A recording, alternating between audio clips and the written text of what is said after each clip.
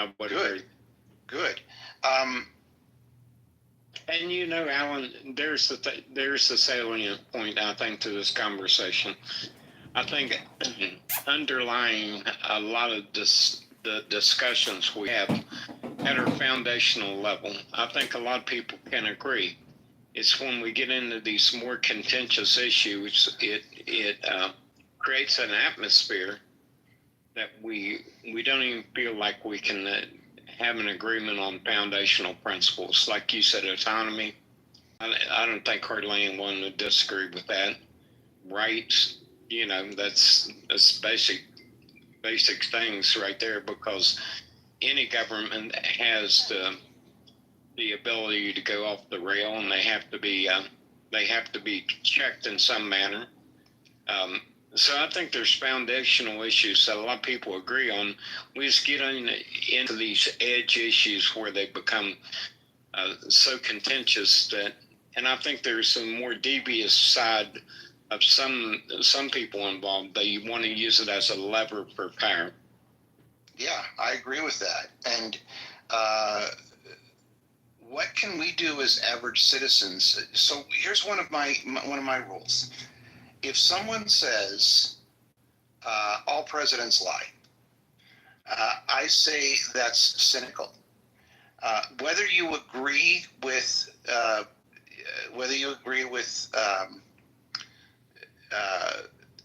Obamacare or not, there is a mass difference between if you like your doctor, you can keep him, and cutting $3 trillion out of Medicare, or whatever the number is, it won't affect your Medicare or Medicaid at all.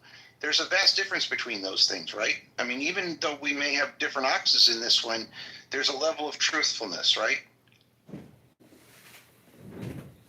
Yeah, and I think when you get into that you know, you're talking degrees of dishonesty now, and I think yes, right, and I believe that people fall under this idea that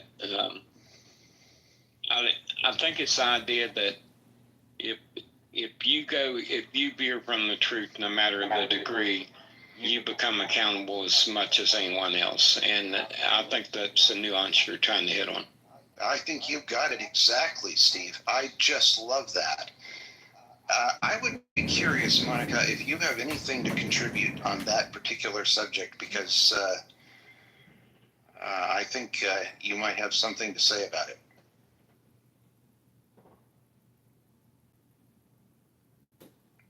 I feel like I was just called on when I wasn't paying attention in class. And, that's a correct feeling. That's a correct feeling. That's touche. What happened, That is what happened. Okay, Francine, do you have anything to say about what Steve just said?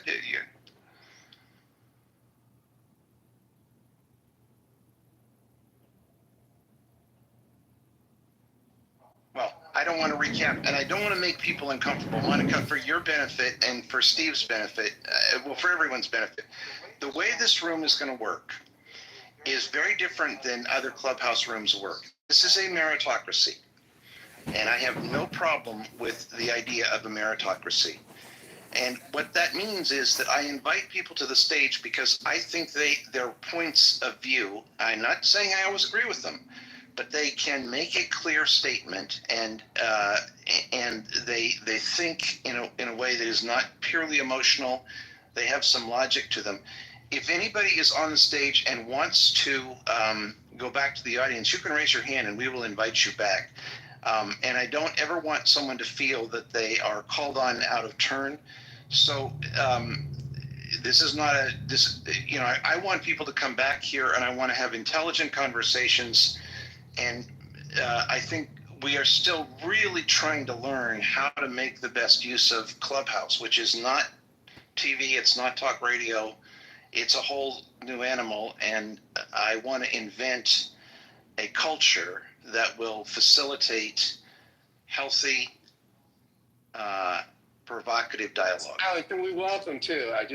We're welcome to the great Steve Appel and the great John Kitover. These are two friends from Clubhouse who are major players on the app, major content creators and real celebrities in their own right on this app.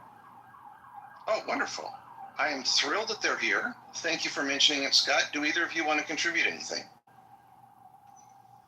Yeah, I'd like to say that, you can use Grok to do financial projections. So a financial projection like if we were to cut the deficit by 25% and keep it fixed at cutting it at 25%, what's the national debt in 10 years, 20 years, 30 years? So based off of historical data, we can figure out where we'll be at in the future. So a lot of these conversations, like if we remove $2 trillion from Medicare, Medicaid, or $1 trillion from Medicare, Medicaid, it's like, do people on this app even do any financial calculations and discuss anything that they actually create or explore?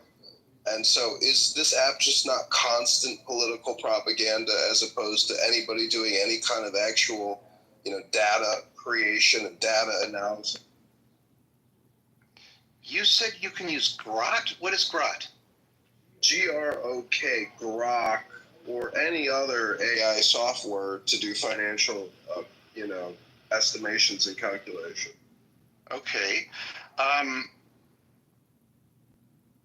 My goal is to create an environment where we can support each other with we all have different skills and different abilities.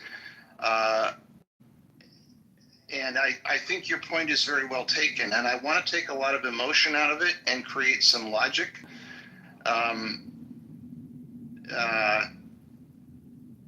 I'm not sure how to add that to this particular conversation, but we're going to move this room to Tuesday nights, and I would love to invite you to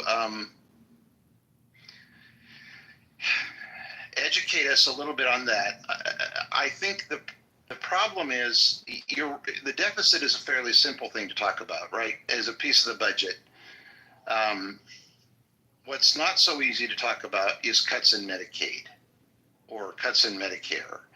And I think we're irrational about that. Does that make sense? Yeah, I would love to remove the emotional factor in all clown house rooms because it's better for everybody, better for the speakers, better for the listeners. Well, we're on the same team. It's easier said than done. But when you first made your point, it's felt to me like it was way out of left field, but now I don't think that at all. I think it's actually relevant. We just need to put it in the right slot. And the right slot for that is maybe to, for example, one of the things that I think would be wonderful, that would be an easy thing for us to do politically, is to say, beyond age 80, you don't get certain kinds of medical treatment under Medicare Advantage. That would be an easy thing for us to do. Why should you do a colonoscopy on somebody who's 80 years old? No mean to upset you, Francine, if you disagree with me. Oh, I have no disagreement. Let me explain to you how much I hate Medicare Advantage, because it privatized the insurance market and caused people to do things, and I don't know if colonoscopy screenings is one of them, but in regular medicine run by normal people, they don't screen for things where you wouldn't take treatment if you found a positive result, or if you did, the opportunity for living through the treatment is minimal. And we do a lot of that, not only in Medicare, but we do it in Medicaid. And there's a real problem with our healthcare system. There's a lot of waste and fraud in Medicare. And it's not where people think it is. It isn't with the patients, and it isn't even with the providers as much as it is with the payers, the Medicare Advantage people who give things to Medicare patients that they can get paid for and they can upcode for. And that's where there's a lot of waste and fraud and a whole bunch of other stuff. But it's so complicated, the healthcare thing. I mean, I've been studying it, and I still Francine, don't know it. this is a really wonderful point. I think what you said is you personally are not on Medicare Advantage and you don't like it. Is that the first thing you said? Total waste of money, right? Yes. Okay. The second thing you said is you actually agree with me that colonoscopies for people over 85 might be a waste of money. Is it? Did you say that? And hugely dangerous to the people getting them. And okay, that's fine. That's fine. But the objective here, as I see it, and I really am reluctant to get into this when we've only got 5 minutes left in the room. But I think I have a completely opposite opinion from you of Medicare Advantage, but for a very different reason.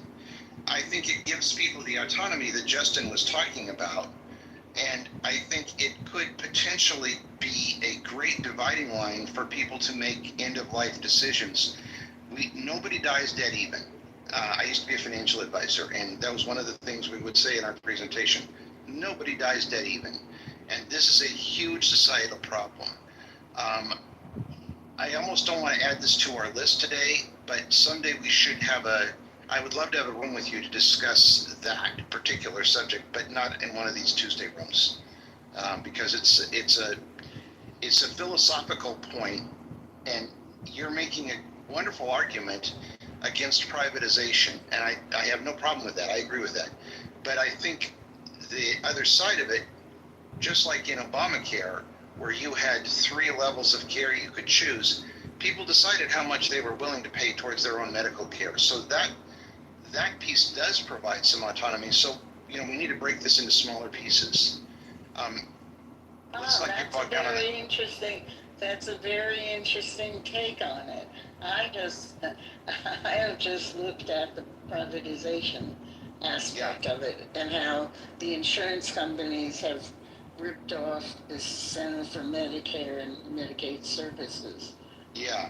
Well, as a former insurance agent, I really was quite highly steeped in Medicare, and the more I studied Advantage, the more I was impressed by the freedom of choice it allowed.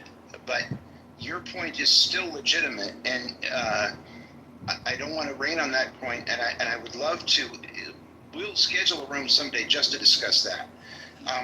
So we're going to close it up at 5:30 because I'm dedicated to trying to keep these to a half an hour. I think we found 10 items. I think this grot idea is a wonderful idea. Scott, you mentioned 2 people, and I only gave a chance to one of them. Ring Uncle Steve Appel. We should let Uncle Steve Appel say hello. Uncle Steve. Uncle Yeah, Steve, what do you think? do you want to give a little promo, Uncle Steve, for what we do on the weekends and inspire the troops for how we can make a better country? I would love to give a promo. If any of you are not doing anything on Saturday or Sunday, or you'd like some background noise for whatever it is you are doing, 7 a.m. to 10 a.m. Pacific Standard Time on Saturday is Ask Uncle Steve, and same time on Sunday is Ask the Atheist. Both the shows are run exactly the same way. Unlike most clubhouse rooms, we love for the new speakers to come on stage. We put a premium for the new speakers. Everybody gets a fresh 5 to talk about whatever they want. Everything's on the table, and nothing is off limits. Thanks for the shameless plug. You're welcome. I love what Uncle Steve does because it is organized. It is not a free-for-all. And he and I have had a couple of exchanges on his program, and I have found them incredibly helpful. Oh, do me a favor. Just refresh my memory because I'm not. It's not going into the RAM. What did we last talk about? We last talked about how you handle your moderators, that you have. I remember.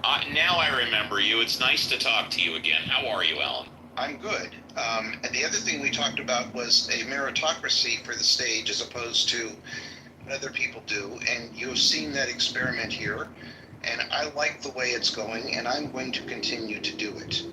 I think rather than focused on time, and this is not a criticism of what anyone else does in Clubhouse, but rather than focused on time, I'm very focused on subject matter and content.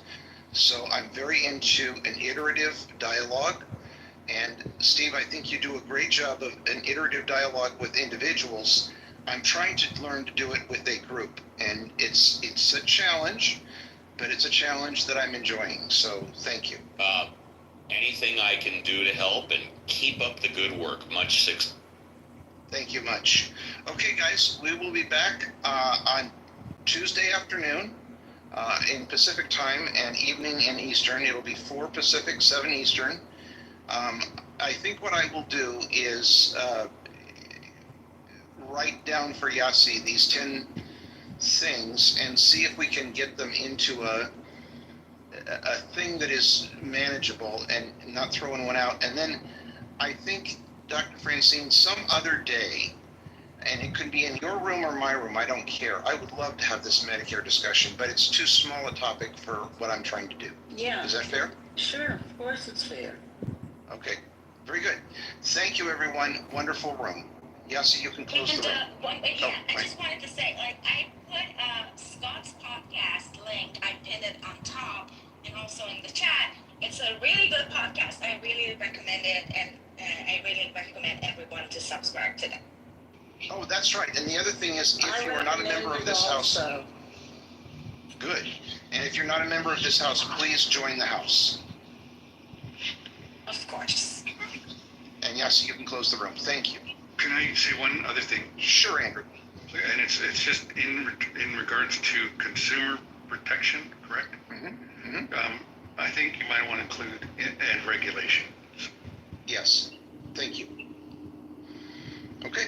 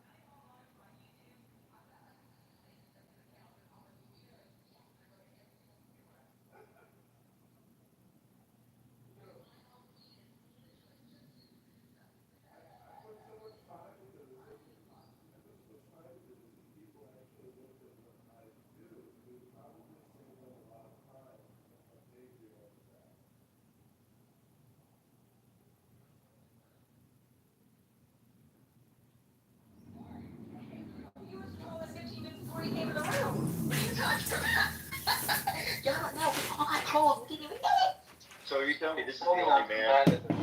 This is the only man to ever troll Chuck Norris. Is that what you're saying, Hillary? Have you seen Chuck Norris lately? Exactly. They No, love I've psycho, only man. met It's Congressman not. They don't care how they look. I I guess. think JB's onto something. No, bro. you know what, Like, Tip? You're probably right. You're probably right there. Now you were gonna jump in? Well, I agreed with Steve, but then when Tip made his point, I started thinking about it. I'm like, that's a good point too. You know, there are a lot of men in prisons across the country. They're not hotties, average-looking guys. Some of them fuglies, but they get the money on the books by women who want that inmate pen pal, that inmate love interest. You have women out there who won't even date men on the outside. They only go for the guys in prison. There's a whole series about it. It's called Love After Lockup, Life After Lockup.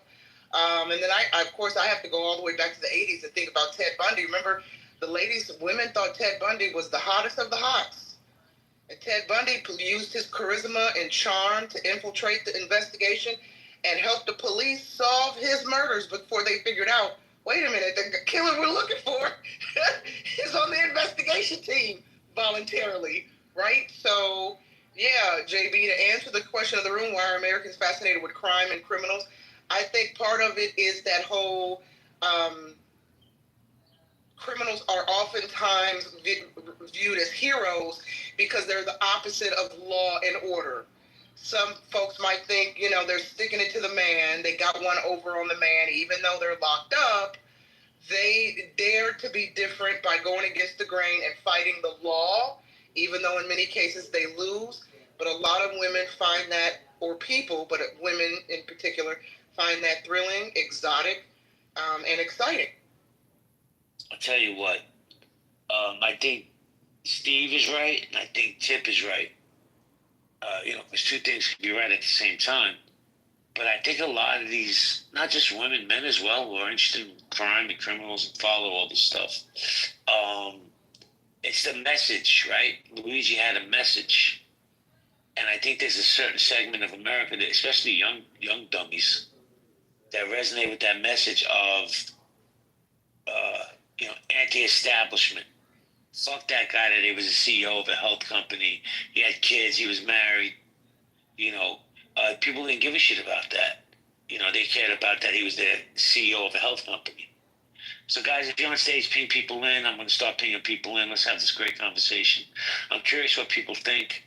I'll be honest with you. Since I got home, right, from being incarcerated 11 years ago, I've always been transparent about my past in real life on this app. It didn't matter to me.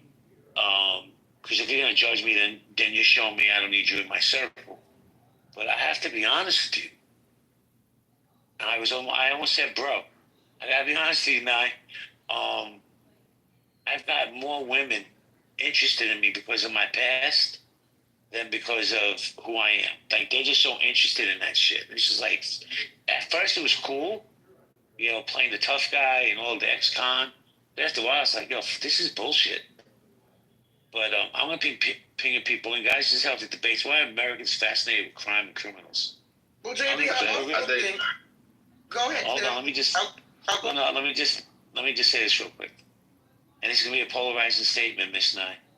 But we do have a convicted felon as president. He still has those felonies. And people love that mofo like crazy. But go ahead, Chip, and then Nye. Yeah, I think this is a dope fucking question that you ask in this room. When I had my little time in the street or on the other side of the law, I had a lot of women. And most women that I got close to, I think they feel unseen. They feel out on the fringes of society. And that's the connection that I have with them. Like, they're impressed with me being so emboldened and so audacious and or whatever. They like the fact that I have the balls to come out and speak for the unspoken. I think a lot of people don't feel represented or recognized. A lot of women might feel like that. I'm not sure why people will go with some of these sick people. Some of these motherfuckers in jail need to be in jail, right? Like the psycho killers or whatever, right? But they get a lot of love but I think a lot of people are not spoken for, and a lot of women specifically not the unspoken for. And they attach themselves to men that have the audacity to get out there and kick ass and just say, "Hey, scream," you know? What I mean? I'm saying, I'm bugging out a little bit. Yeah, I want to respond to that very quickly, and then KTP is new. So, Tip, I agree with everything that you just said. A lot of people think that way. A lot of people admire people who have the balls, and they use Mangione as an example. However, this is my take on Mangione. And again, once again, I think a lot of people agree. Pardon me. I think you're right. A lot of people think that. My take is the guy is a fucking coward. In my opinion, it's cowardly to grab a gun, kneel behind a trash can, stake out the person the person you're looking for, wait till they pass you by, and then shoot them in the back 3 times. I completely agree with you. A lot of people think that's balls. I think that is the worst form of cowardice. Did you ever read that book though? Defend, whatever the nod, whatever that is. Did you ever read that book, Steve? Nope, never even heard of it. Right, so you got to get a little bit more academic. I think it was less than ballsy. I think it was cowardly what he did. I agree with you with that. But he still represents a demographic in this country that feels not recognized. There was something behind that. You're 100% correct. Absolutely. All right. So we agreeing and disagreeing at the same time. Okay. No. I'm agreeing with you that there is a segment of society, you are absolutely right, that thinks what he did took a lot of balls, courageous, and he represents them. No, not balls. I was just going to say, I am with the other segment of society that think he's a total coward. Thank you, gentlemen. Thank you. Now you wanted to jump in, and then we'll go to KTP and Brent. Stage. I just want to go more in depth. Why are Americans fascinated with crime and criminals? Shoot, the only thing I can kind of think of is built on crime. If you really want to think about it, you know.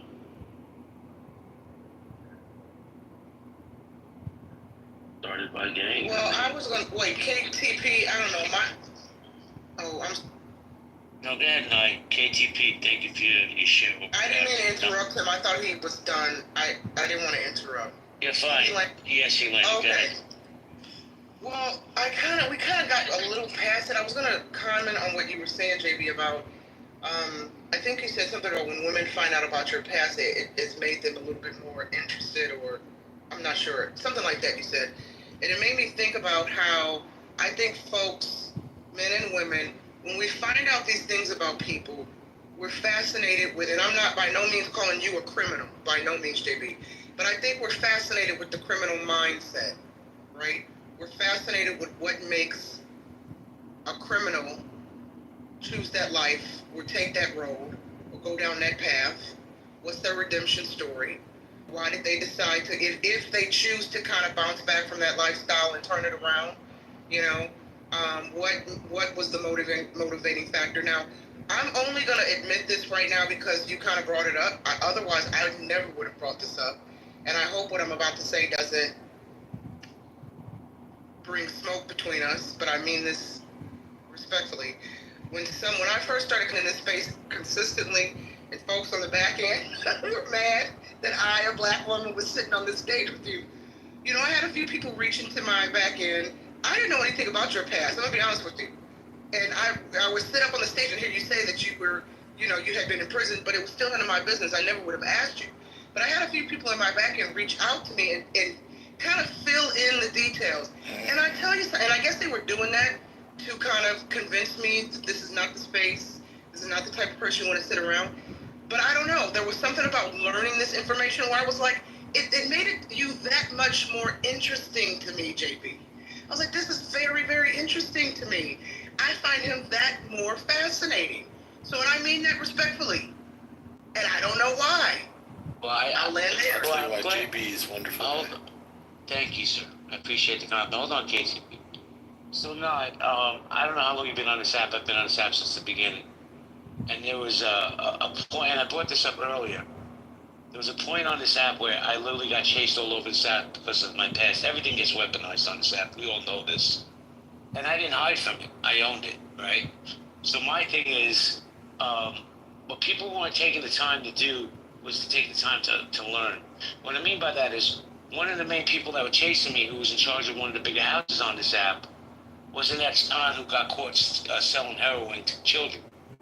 Now, I never brought that up in my defense because it wasn't for me to defame anybody. He could defame me, that was on him, but two wrongs don't make a right.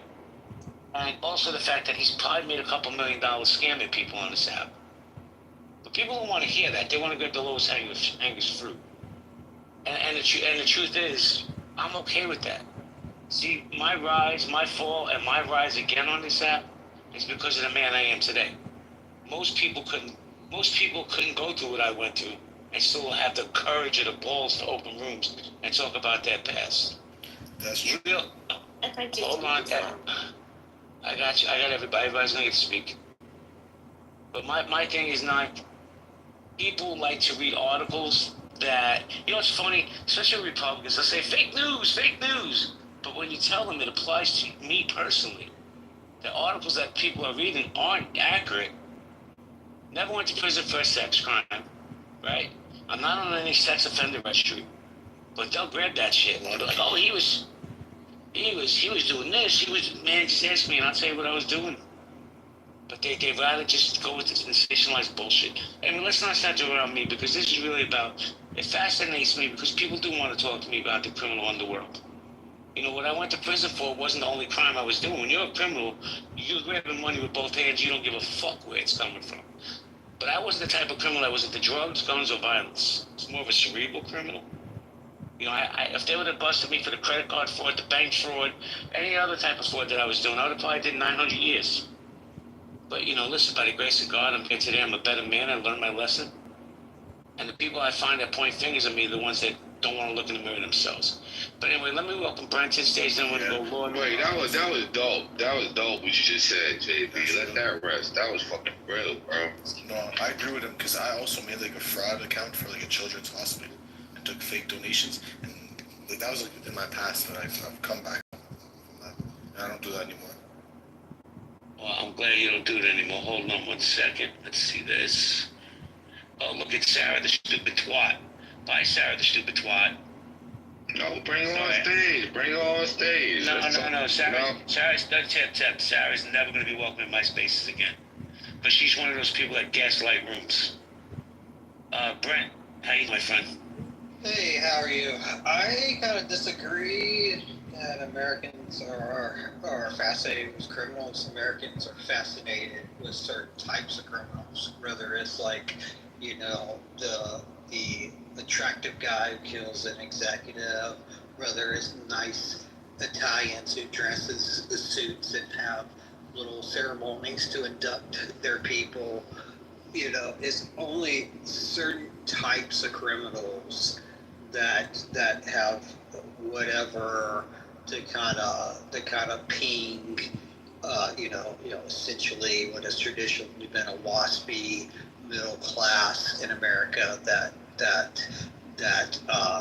gets attention. You know, the crack whore down the street who hits their child a bunch of times. That doesn't, Americans aren't fascinated with that. And I'd say the vast majority of crime in this country, Americans aren't fascinated with. It's only the certain types of crime that kind of catch the eye of most Americans. Well, you did bring up one good point, because I'm going to disagree with you. I mean, Charles Manson was getting 2,000 letters a month in prison, and that dude was ugly as fuck. But I'll say, guys. He knew how to treat a woman. Okay, I just have a feeling. I have a feeling you're going to be gaslighting the room. You can come back if you can respect the space. I have a one-mic policy. So, Brent, you did bring up one point. I wanted to ask you about this real quick. Why do you think the mafia has been romanticized? Because you got all these movies, these books. Go on YouTube, and the biggest stars on YouTube right now are former mobsters who ratted on the mob. Why do you think the mob has been romanticized, Brent? Well, one, you should rat on the mob because you should point out criminal behavior and report it. So let's start with that one. I think the better question is why the Italian mob? Why isn't there stories about the Russian mob? Why isn't there stories about, there's multiple other organized crime, but there's not real stories or hooks to bring you in. Like what is that distinction? And I think the distinction is for America to be fascinated with it, you need essentially a story. You need Charles Manson. Crazy. But there is a story that connects you to the Beatles, and it connects you to all sorts of insanity. That's what you need. And Brent, the Beach Boys. Don't forget the Beach Boys. Yeah. Can I answer that, JB? Can I answer that? Hold on. I'm going to come to you, Tip. Thank you, Brent. Let me just say this. Okay, so when I was on the streets, running the streets like a knucklehead, I got you, Mojo. I was just about to butt you up. When I was running the streets, right, I engaged with a lot of people. When you're a criminal, you don't have a morals of who you're going to hang out with, right? So I fucked around with the Italian mob. I still have friends that are on the streets. I'm not part of their life anymore. The Albanians, the Russian mob, you just know who you can fuck with. Like, the Italians, they're going to slap you around. The Albanians, they're going to kill you. They're not even going to find all the parts. That's really the truth. But then again, I've also fucked around on the streets with some Bloods, with some Crips. It was always business to me. I didn't care where you came from. But anyway, let me say hello to Mojo, then over to Tally. What's up, Mojo? Not much. I think it's an interesting title, and I don't think it's a new phenomenon. If you think about, going back to train robberies and through the early formation of the mob here in the U.S., we've always kind of glorified it, or at very least publicized it. And I think amongst people that believe that the system is rigged, they see people that break the law, depending on what they do, right? There's certain activities that we say, oh, hell no, put them in the wood chipper. And then there's other things where we look at the criminal as the person that's just trying to even the score and win one for the little guy. And I think that this is an obsession that we've had for a long, long time. And so I don't think it's new. In fact, I don't even think it's as big today as it once was. If you think about it, there was the president of the United States was at a ball game in Chicago back in the 1920s, and it was identified. He stood up. Some people cheered, some people booed. Al Capone's at the same game. He gets identified, and he gets a standing ovation. I think that just shows this obsession that we've always kind of had. Now, I don't know if you're going to change that. I actually think that glorifying criminal behavior is about as American as Apple. Well, thank you for that, Mojo. But I'm going to push back just a smidge, right? Because I'm going to tell you right now, some of the top influencers on YouTube, because this is a social media driven world. YouTube, TikTok, Michael Francesi, Sammy the Buccarano, John Elite. These mobsters are really making amazing amounts of money because people are fascinated with the stories. Sammy the Buccarano probably makes a couple $1 million a year just doing his content. Talking about, and mind you, this guy made it to 29 murders. 29. And people they can't get enough of him. Let me say hello to Tally. Hey, Tally, how you doing? Can you just tell me how that was pushed back? Because it sounds like to me you're agreeing with me that there's a fascination that people have with the.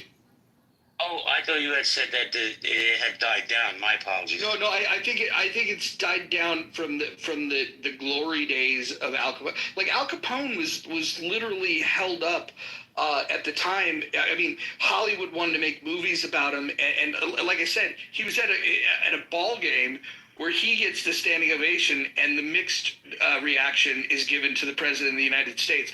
I'm just suggesting that it's old tradition that still continues today, but I think some people are treating it like it's a new phenomenon. I think we've been obsessed with the criminal element.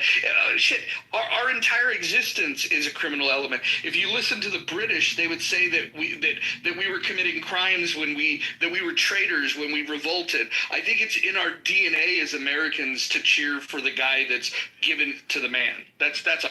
Do you think, and then I want to go to Tally, do you think that Americans, I can't speak for outside America because I've only been to a couple places, but do you think Americans cheer on more the anti-hero than the hero? I think the anti-hero is a newer concept to us, but what I believe is that depending on who you're committing the crime against, if you're stealing a purse from an old woman, I think that all Americans would look down on that. I think if you were finding a way to beat the system and your crime was to, say, evade taxes, I think there's a lot of Americans that are down with that they're like, yeah, stick it to the man. And so it really depends on who the victim of your crime. I agree, and I think everybody's going to support any anti-hero that's against the government. How you doing, Tally? Hi. Actually, Mojo said a lot of what I was thinking as well. I think there is the additional element of the rags to riches story being very American, and that having the opportunity to hop classes legitimately is ideal, but then the thought that you could do it quickly, I think is tantalizing for some people. In terms of other kinds of crime, the mob, I would say specifically, it has been romanticized. They focus more on the family element when they portray these people, and less about the terrorism that might have happened in the neighborhoods that they were, air quotes, protecting. That is, I don't see any long-term effects for that, because realistically, some of those mob families also, I think, funded fire departments and other local good presence as they legitimize their business. And someone did mention the Russian mob. Whatever happened to them? Did they ever go legitimate? Well, maybe that's why we're not talking about them anymore. Well, the Russian mob, from what I understand, moved heavily into the medical field. They opened up clinics, do insurance fraud, and all that other stuff. A lot of the low-level soldiers in the Russian mob have tied in with other groups. For example, in the East Bay chapter in California of Hell's Angels, it's more than 50% of the Hell's Angels that are the East Bay chapter are Russian, and so they haven't really gone away. I think they're just they've joined new. Well, let me just say something about the mob. Like I said, it was my lived experience. I dealt with two gentlemen specifically. One was with the Lucchese's, one was with the Gambino family. This one I was a criminal. And I will definitely say that the Gambino family, for me, my interactions was fantastic, right? You sense that there was somewhat of honor there. The Lucchese's, straight pieces of shit, wouldn't go near them. And they will feed their babies to the wolves just to make $1. And that was just my lived experience with the Italian mob. Now the Albanian mob, they're all about business. Don't fuck them over. You'll be all right. You'll make money. The Russian mob, I really don't trust them. But yeah, so guys, this is how the debates. Why are Americans fascinated with crime and criminals? JD, I have a question. Okay, sure, of course. Really quickly before you go to El Normo, I'm just curious, from your perspective and your experience, when we talk about the Italian mob being romanticized compared to, other crime families, the Russians, et cetera, what role do you think the media has played in portraying and presenting this image that Italian mobsters, protect their communities, they only target bad people, or they uphold honor, that makes them... Do you think films have presented the Italian mob in a way that makes them seem very morally complex rather than just violent. That's a great question. I'm going to tell you what happened. For those who watched, ever seen The Godfather, I'm sure everybody in this room has seen The Godfather. Joe Colombo, who was the head of the Colombo crime family, got wind of this movie being made about the mafia. And he put so much on Paramount that if you ever watch The Godfather, you'll see they never mention the word mafia. He had a mobster there. As a matter of fact, for those who know the movie, Luca Brasi was actually an enforcer for the Colombo crime family, like in real life. He got the role by accident. The guy who plays Luca Brasi was a real life mobster. The Colombos were all over that movie. They were not going to use the word mafia. I think the media has had a lot to do with romanticizing the mob. Let me go to El. Let me say hello to El Normal. Hello, El Normal. Hi, I was pulling up Luca Brasi's speech because an interesting detail is that obviously he was not a professional actor. As you say, he was an enforcer for the mob, and he was look, his name is Lenny Montana. And I am honored and grateful that you have invited me to your daughter's wedding on the day of her wedding day. He was so nervous. So they filmed him practicing his speech, and then they used him practicing for the final cut of the film as he was sort of fumbling with the words. But it worked because he was nervous to talk to the Godfather. Marlon Brando. Indeed. God, what a tremendous couple of films. So I do think that No, let me answer your question real quick before you're going to say what you're going to say. Why do you think, it was a good question I was asked earlier, why do you think of all the mobs that are out there, the Italian mob, the Irish mob, all these different mobs, the Albanian mob, why do you think the Italian one has been romanticized forever? Well, number one, they're the most successful. And number two, they're the most organized of the organized crime families. And number three, I believe they go all the way back to Roman times, in which the people of Sicily resisted Roman occupation. And there was a certain kind of local honor in resisting the rich landlords that came from off island Sicily, and they organized a resistance movement against occupation. Doesn't that sound familiar? So, and they do have certain values. If you come to mob neighborhoods, and I guess we all know a few. We'll just pick one that's well known to everybody, Little Italy. You dare not even spit on the sidewalk because the ladies are sitting out there on their beach chairs, talking and giving you the hairy eyeball, giving you the malocchio, and you'll get in trouble if you are disrespectful in a mob neighborhood. So they do indeed protect their neighborhoods. Well, Norm, not just the mob that was romanticized, but we'll just go to recent times, like Luigi Mangione, right? Women are still going crazy for this guy. Is it because of the way he looks? Is it because of the message? Is it because he's the anti-hero? What are you thinking? So here's another piece of the puzzle. We all have criminal impulses because we're human beings, but the mob has a set of rules under which you can act out on your criminal impulses until you get caught and punished, and indulge that very sadistic, animalistic side of you. So the girls who, for example, write love letters to Luigi Mangione or to Ted Bundy, what was he, the Hillside Strangler or the Green River Killer, or to Charlie Manson. They love these guys because they act out, in this case, the women's violent fantasies of revenge and murder.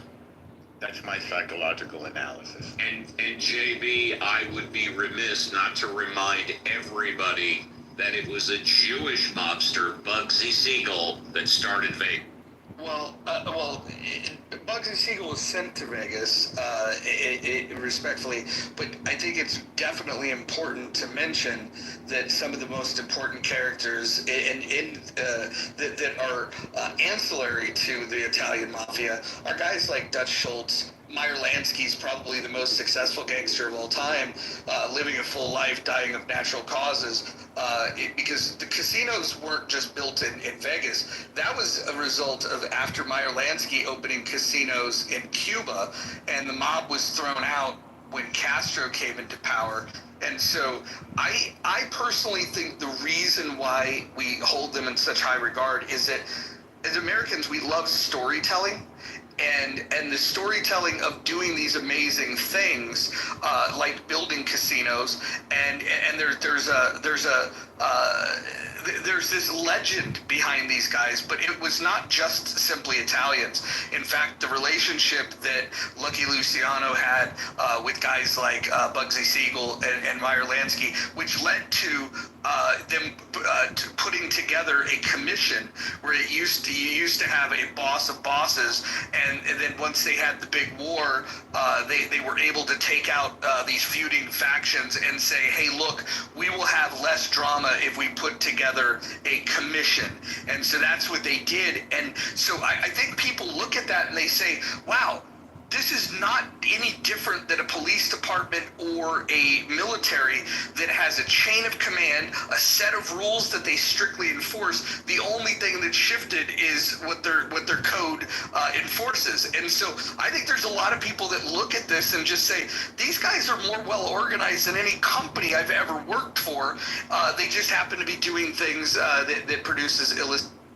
Yeah, but there was a huge difference. These are people who did extrajudicial murder, who did constant coercion of lawful business owners. These were bad people, and it's kind of interesting to hear a libertarian talk about how, to glorify them, yet kind of these. I don't know if you have listening comprehension skills. Hold on. What I said was, I'll repeat this for the people that don't know how to listen or comprehend. What I said was, they are glorified. I'm not the press. I'm not the one that glorified them.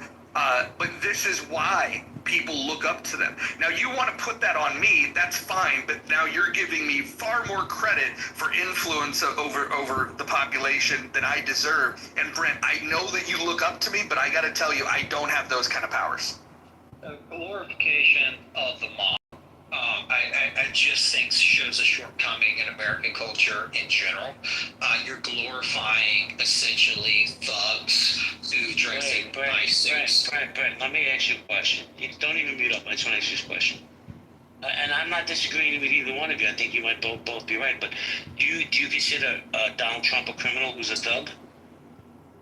I think there's ample evidence that he broke the law. I don't think he's a violent criminal. I don't think he's a violent person who did the things that the mafia in the 30s, 20s, and up to today did. I don't think he's a person that goes in and basically threatens a business owner and threatens the families of business owners in seeking rent. I think that sort of behavior is unexcusable, and I think the glorification of that behavior is unexcusable. And I will say, as much as we talk about glorification, there's a reason why it was wildly popular that Kennedy went against the mob. Like these anti-organized crime bills that were. Let me finish with this real quick. These organized crime movements that occurred, they had wide popular support because of the violence that these organizations did. But Brent, there's a thing in the chat from Mr. Rodney. Trump just dropped bombs in Iran. Yeah, he's not a violent person. So, I wanted to say that. I wanted to say this. I wanted to say this. I'm glad you say there's, quote, ample evidence that he broke the law, close quote. Because you're 100% right. He went to trial. He was convicted by a jury of breaking the law. I agree with you. That's ample evidence. If I could jump back in here for a second, I think one of the things that Brent might be missing, and I think he's heads in the right place of like, hey, you shouldn't glorify the people that are that are robbing and stealing from people. I think the part that he might be missing is that if you're comparing that to a society where no theft happens, no murder happens, no force and coercion is happening, I absolutely say that's terrible. But what I will make the argument for is that a city that's run, if the crime in your city is organized, that's actually better for the city than a city in which the crime is unorganized. Because at least, I don't know why the fuck you would interrupt me. I don't know why the fuck you would interrupt me. That was weird as fuck. Here's what happens when the organized criminals don't call the shots in their city.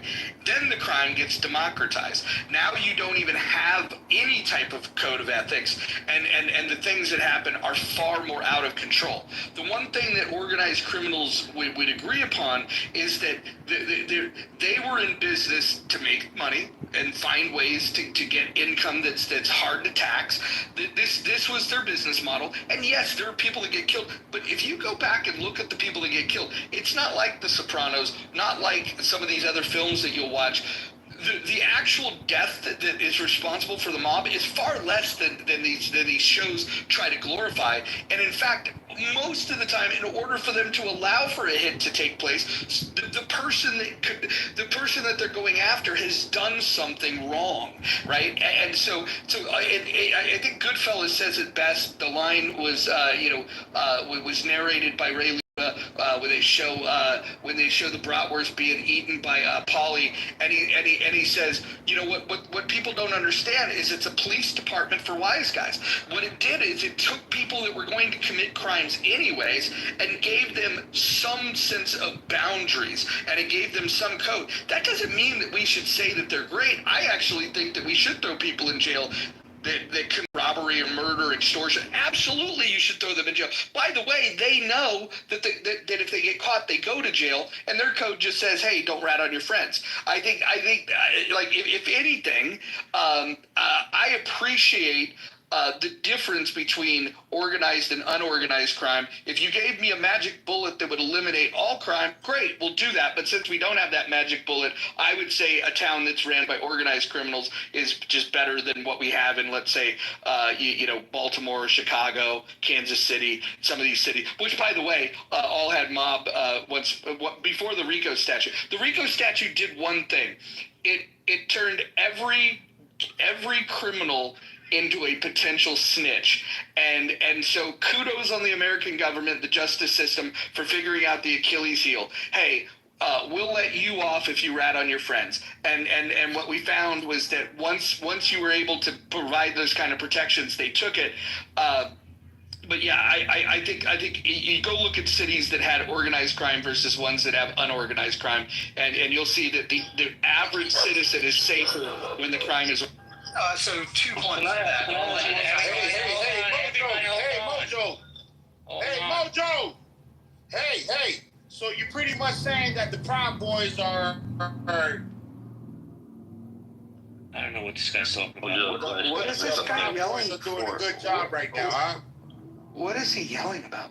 Jesus I have no idea, bro. I have no idea. Wait, hold on. And who brought up the Proud Boys? Like, so this guy brings up the Proud Boys, and now he wants to. Okay, go ahead. Bring him back up so he can talk about the Proud Boys. I don't think anybody on the stage brought up the Proud. All right, but let's get a cue first before we go. KTP, I got you. You're home. You got to chill out, man. I have a warm mic policy. I go in queue order. You're in the queue. You got to just mute up until I get you. Thank you, sir. Let me go to C-Lay, Doc, Sage, and then home.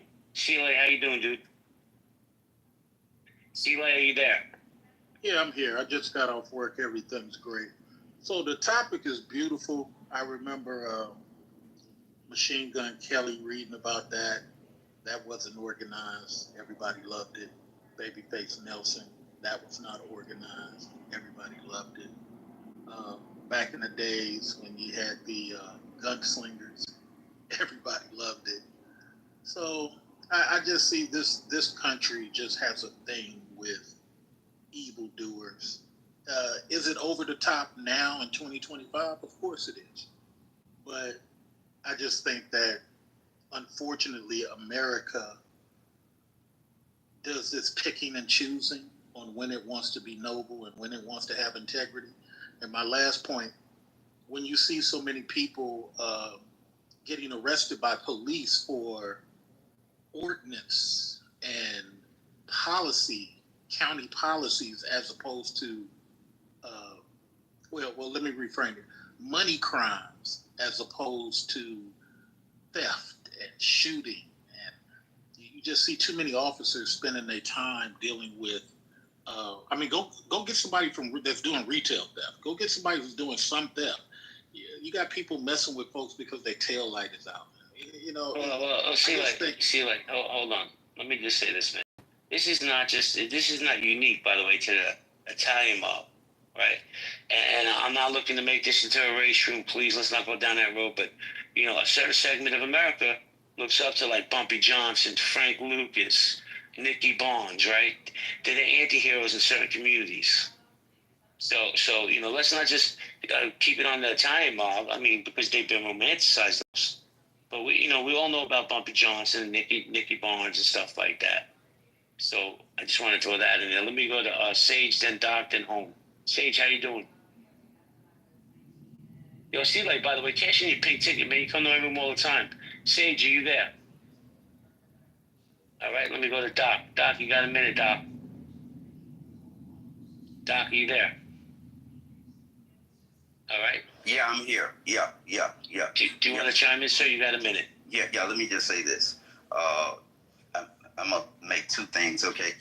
No, America loves to see crime on movies, in the theater, on television. That does not mean America glorifies criminals. Let me just tell you why. Movie Scarface, very popular movie. However, in real life, America voted politicians in who were for laws that stopped money laundering and illicit drugs coming into the United States of America.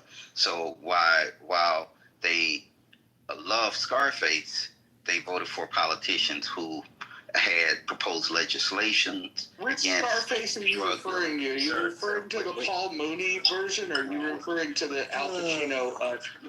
Wait a minute. Okay, Hey, I'm gonna add to this guy. Can you I should get more time, JB. You can have plenty of time. I was asking a question. Are you? Okay. I was just asking you a question. I'm going to tell you.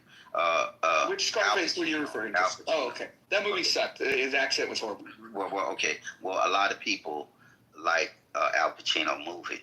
Okay, they like that movie, and so America then, like I said, glorifies the theater, the cinema of these criminals. In real life, America differs. Okay. Now, listen. Mojo called me a monkey in another room, and what? Wait, hold on. That's just a fucking lie. Wait a second. Time out. Everybody mute up. Doc, you're saying that Mojo called you a monkey? I find it hard to believe. Listen, if people are going to criticize me for anything, go ahead. But if you're going to make up stories, you're never going to be in a fucking space. I will put the word out. You will never be on any stage in any clubhouse room. Go fuck yourself if you're going to make... I agree with that. I sign off on that. So, guys, I'm going to do a quick room reset. It's Healthy Debates. Why are Americans fascinated with crime and criminals? Right? I get 1,000 questions a week on my past. I speak about it openly. Can I ask that? But can I finish? Because I'm doing my reset. Guys, you have a pink ticket, cash it in. We got some heavy hitters in here today. We got Miss Clark. We got Chaya. We got Pockets. Son wants to come up, guys. Let's bring Son Goku up. We got one mic. We got Ask Gigi, one of the coolest people on this app. April, how you doing? Lindsay, my friend Lindsay. Guys, if you want to come up, just raise your hand. We're talking everything crime, criminals, and why Americans are fascinated with that. Go ahead, Sage. I see you flashing. How you doing, Sage? Hey, I'm good, man. How are you? Doing fantastic. You want to chime in on the conversation? Yeah, man. I think it's. But I was the talking main earlier, reason. y'all cut me off, and y'all totally being hella rude. What's up with that? So here's how it works. I said I'd come back to you. I don't do the crybaby shit in my room. Everybody gets to speak. Everybody. Even if I disagree with you. So just chill out. You want to come back up, you'll get your turn. I'm sorry, Sage. Please go Scott and Son. Get. Yeah, I think the main reason for this is, I think in America we have a somewhat. I know we have the Democrats left to right, but I think the majority have a streak of what you call libertarianism, right? So when we see this anti-hero, whether it's Tony Soprano, Tony Montano, or James Cagney, right? These anti-establishment figures, right? Public Enemy #1, like all these films from the 30s going to the 70s, from The Godfather, etc. Right? It's this anti-establishment figure, right? Like I think that's the appeal there, that it's anti-government. It's not the crimes themselves, right? The degeneracy, the dedicate or the lifestyle. Maybe there is the appeal there also, but it's mainly the how I say that, this anti-establishment spirit, right? I think this is built in within American, because we don't want big governments, right? We don't want we don't want regulation. We don't want we didn't like when alcohol was banned, And if you actually trace the Hollywood catalog, they reflect like each anti-hero, right? James Cagney, for example, or even Bogart, right? They were what kind of gangster roles they played? They were playing the Sage, land your plane, please. The Al Capone figure, whatever. Then it became when it became cocaine, the cocaine guy, right? So it reflects this kind of anti-establishment in a big kind of. I'll let my plane. Thank you. So other mods, I can't bring up home. If you want to bring them back to the stage, I can't do it for some reason. But if you guys want to talk to them, so I try to bring them up. It's not let me happen. Oh, I forgot to say hello to Bunny, who's one of the coolest ladies on this app. Hello, Bunny. By the way, the motherfucker who put we still gonna fucking dingus down. Oh man, you just got brought back to the stage. You're gonna have to wait now. You get back to the line. Whoever don't stop me can suck my dick. Get the fuck out of here. Glad you said that. Scott, how you doing, Scott? KTP, I'm gonna get to you, Scott. I mean KTP. Scott Jones, how you doing? I'm doing well, thanks. Good to see everybody. It's just heavy hitting stages, right, JB? Some clubhouse. Hey, Scotty, I saw that down in your city, like 10 people got shot and 3 people got murdered yesterday. It was a crazy, I saw a ring cam today from the house, one of the houses where they were on the porch. It's crazy. Yeah, it's not far from where I live, actually. It's just, it's not, it's sort of, I live in like West Philly. I live like just west of City Hall, and this is like Southwest, so it's not far from where I live. But yeah, it was pretty. So Scotty, why are Americans fascinated with crime and criminals? Yeah, it's a good question. I mean, it's really complicated, right? But I mean, I think, well, obviously media has a lot to do with it, right? But it's so interesting because we incarcerate per capita just so much more of our population, right, than most industrialized nations, right? So that's got to have something to do with it. I mean, just interesting, places like Sweden, they're like shutting down prisons, right? They just don't lock up as many of their population. So they also don't have as much violence as America. Right. Or drug problems. Right, and what is that, right? I mean, you just think, are we just a more violent people, right? That might be, right? We might just be. Is it sort of culturally? Is it something to do with the founding story of the country? Or are we just sort of a frontiery, gunny, wild, sort of independent rebellion? What is it that makes us so different than our industrialized? And I don't know. I mean, this is not a sort of a gotcha if it's set up or anything. It's a real question. Like, what is it that? Why do we have such a bigger crime problem? Scotty,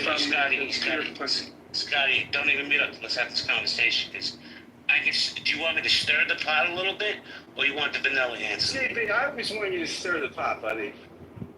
Okay, because I'm about to get donkey punched by Mojo.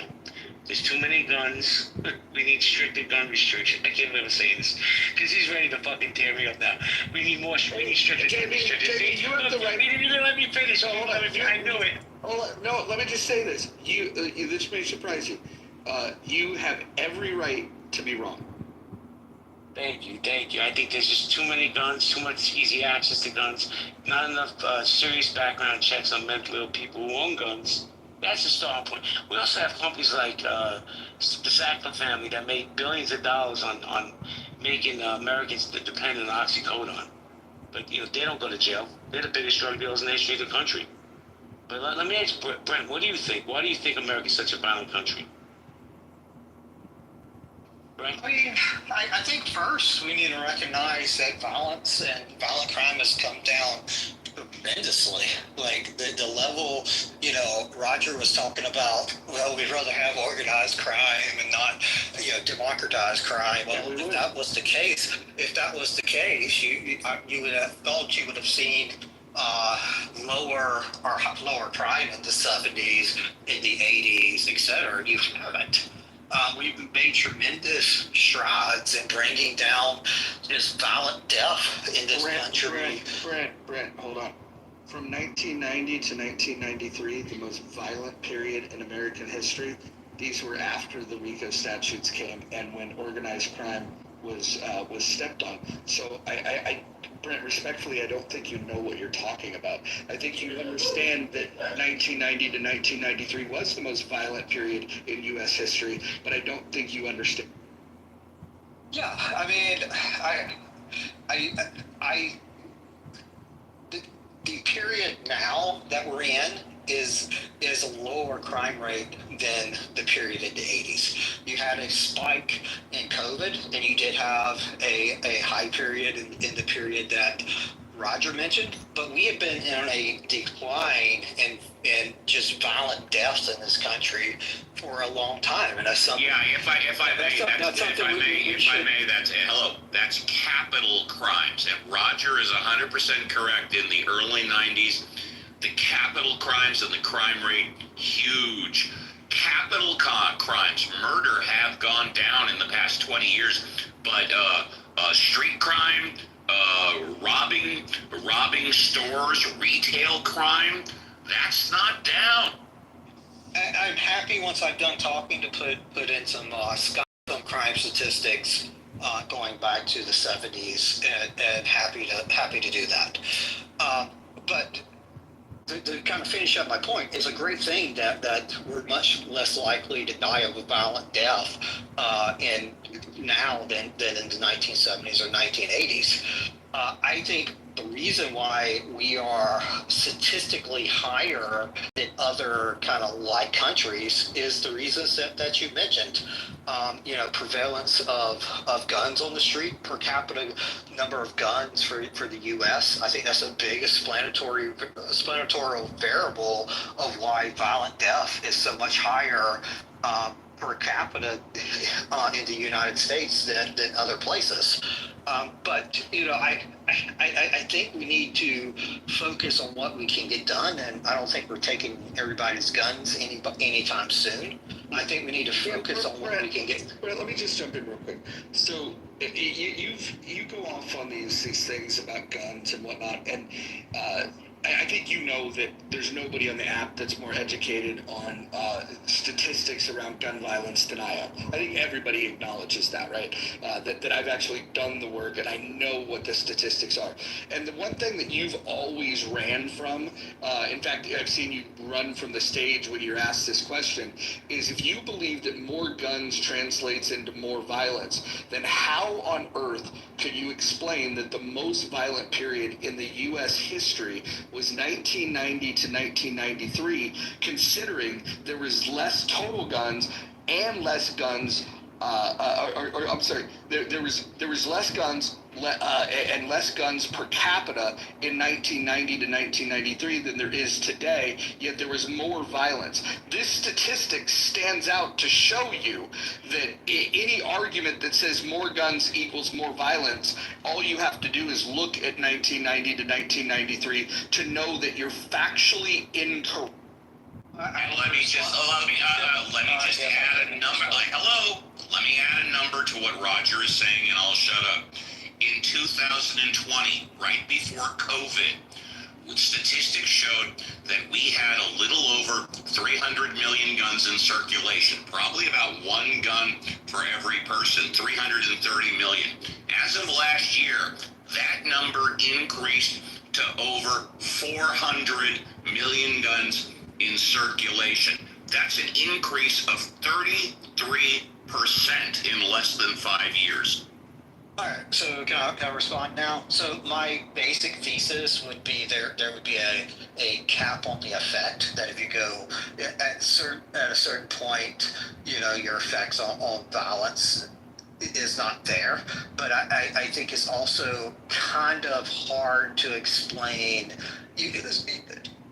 statistics when you look kind of cross-sectional at other countries and can kind of compare us to other countries. Yeah. So, Brett, I swear I'm almost done. I want to respond to that. I just need like 3 more seconds. I want to respond to it. You will get to have the last word. I promise you. How about that? Why did he move?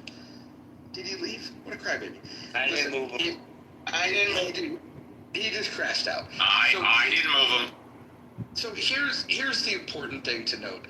Anyone that makes the argument that more guns equal more violent crime or more gun crime, all you have to do is look at the statistics that in 1990 to 1993 we had less guns and we had more gun violence. So factually, he has nothing to stand on.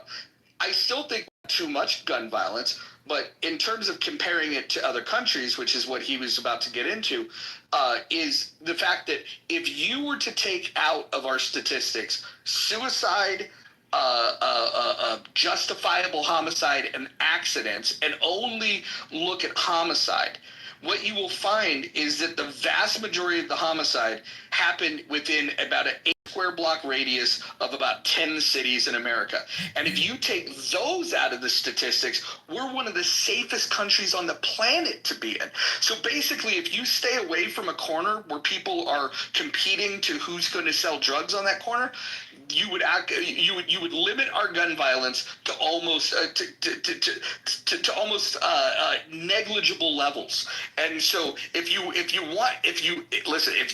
could have a thumbs down all you guys want, but I'm going to tell you, nobody can refute the statistics, right? If any time they say more guns equals more violence, I can show them the math that they're not only are they incorrect, but I will show it to them. They'll continue to repeat it despite looking at the facts. These people don't care about facts. They just got a thought that guns bad, and they don't look at any of the math, any of the statistics. They've done zero research into any of it. And I'll tell you, this is an open challenge to anybody on Clubhouse or anywhere else. If you want to talk about the gun violence problem in America, I will debate you any day of the week, twice on Sunday. Don't care who the moderator is. I will tell you right now, there's nobody on this app that knows more about this topic than I do.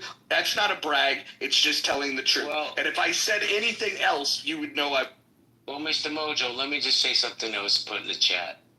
The white man writes, you do a quick Google search, and all it wants to show you is that stricter gun control reduces gun deaths, which is true. But it ignores the more important point, which is whether it reduces homicide and violent crime overall.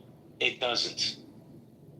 So I want to put that. But guys, this is not a two-way room. I was asked the question. Sage, I got you.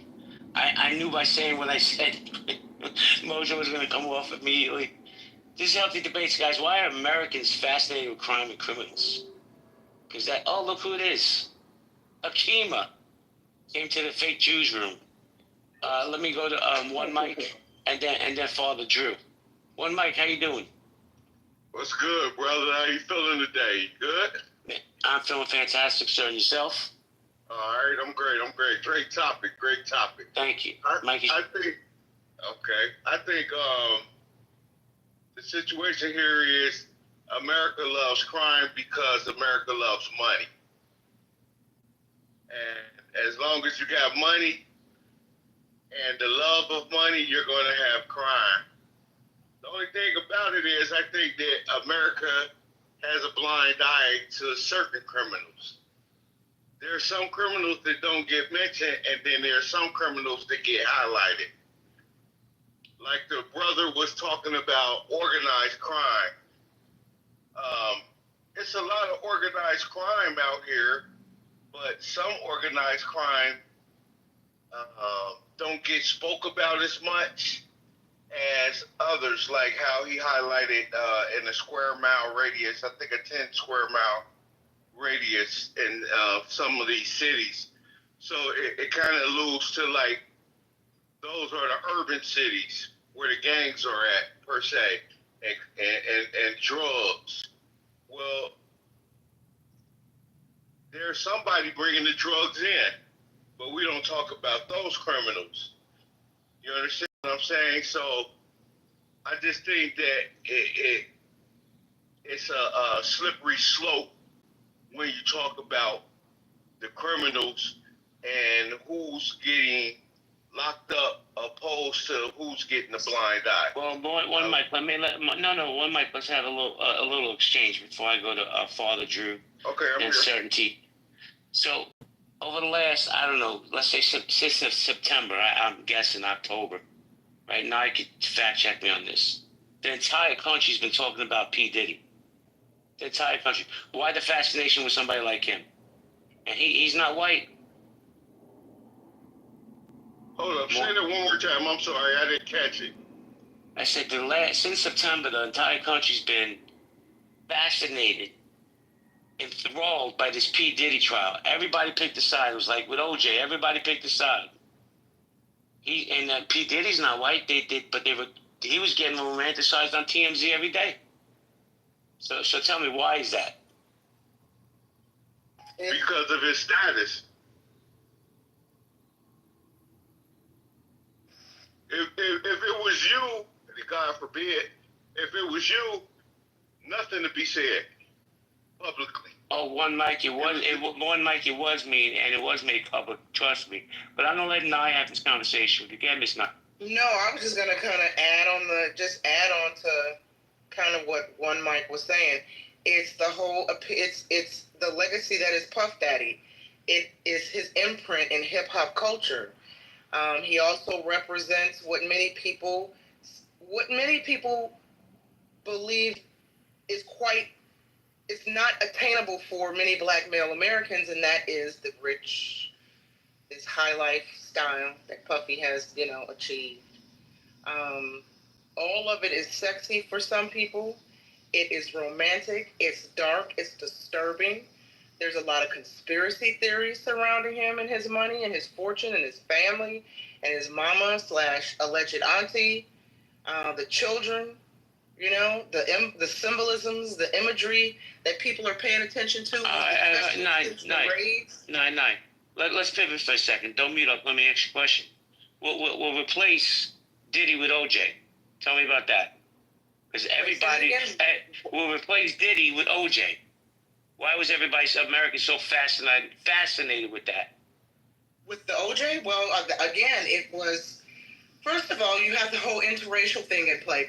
Big black man who was beloved at the time, right? Famous, beloved because of his football and acting career. Mind you, he still had the reputation of beating women. His first wife, who was black, no one cared. The media didn't make a big deal about it. But when it was racialized because of his marriage to Nicole Brown Simpson, that became a very hot topic. Not until he cut her head off. Well, that was listen, that's what I'm saying. No one in America really gave a shit about Nicole Brown Simpson until she ended up. The point is, nobody cared that he had a reputation for beating up women. Nobody cared. Nobody cared until he decapitated her. And even when Nicole Brown Simpson, I don't know why you want to keep calling this woman system. When Nicole Brown was allegedly complaining about OJ beating her ass, no one cared, right? It became a hot topic, and I don't mean sexy as in turning people on, but the entire lore around the O.J. Simpson case was one of the best real life stories that you could follow along in real time, starting with the Bronco chase. Everything about it was high drama, chaotic, right? It had violence, it had sex, it had interracial sex, it had mixed race children. It was the story of the decade at the time. Everyone was fascinated by it.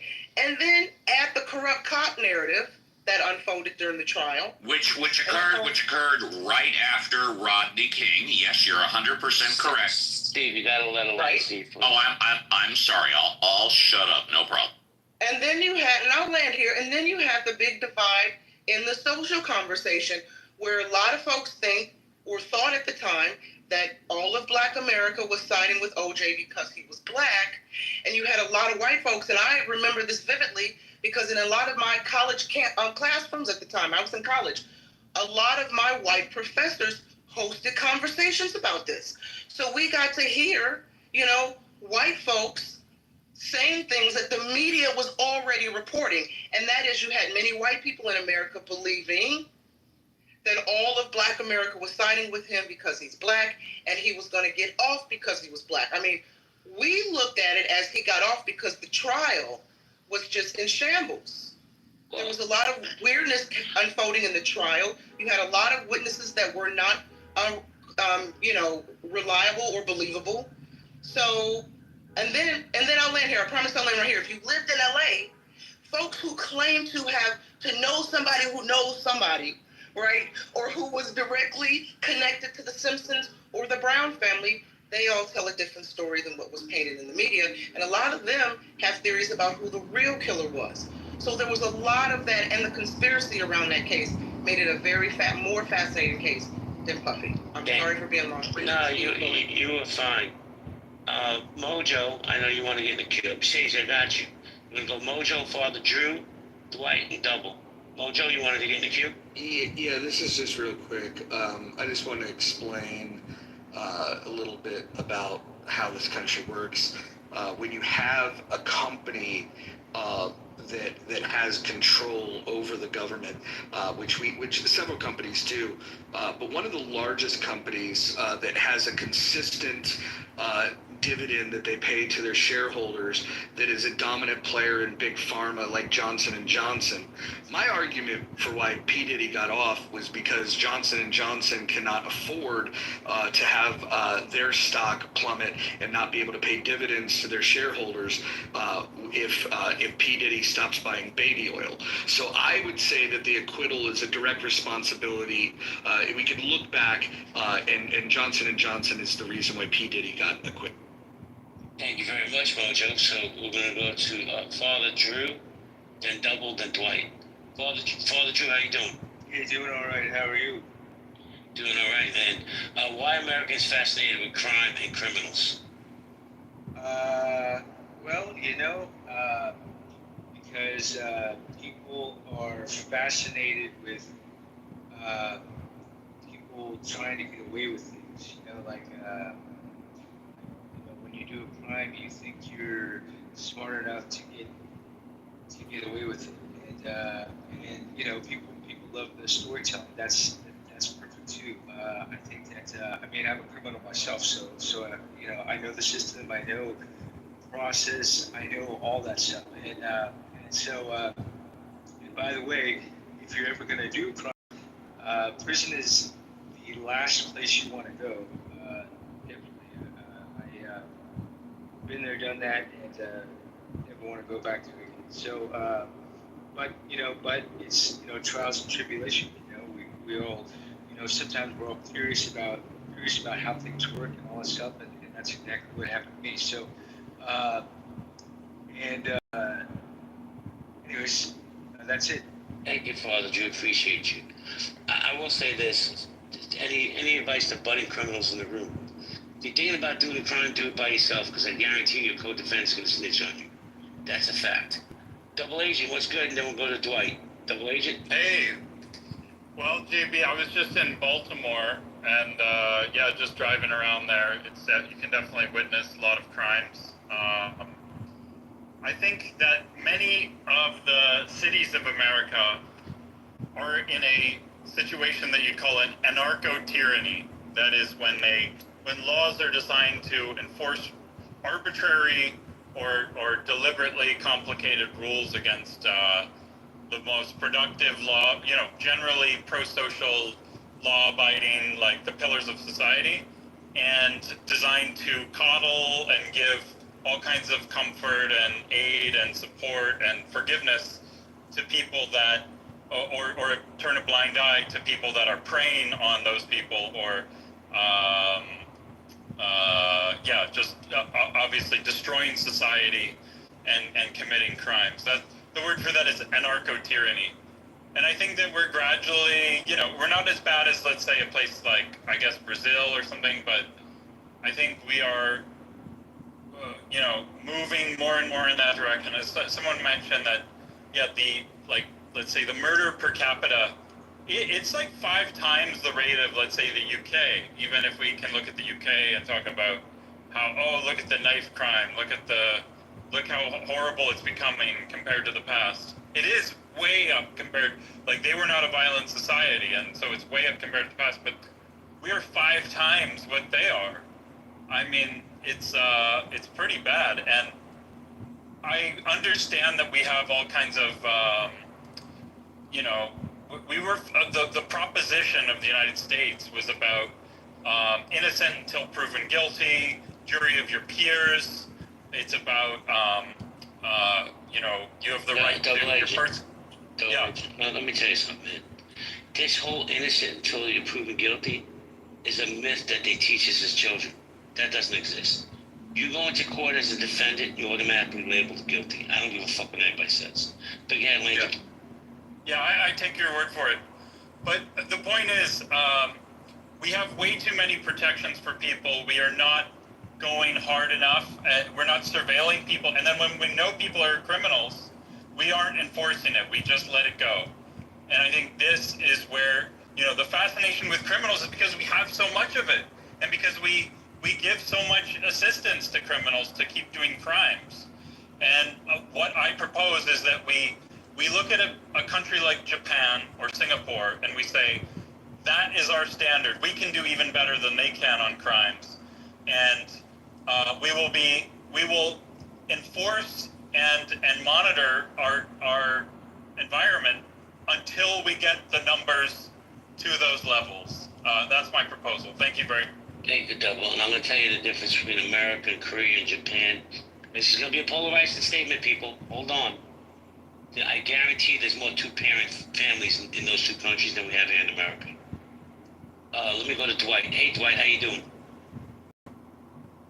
Dwight, are you there? Something came up. Y'all have to come back to me if you have time later.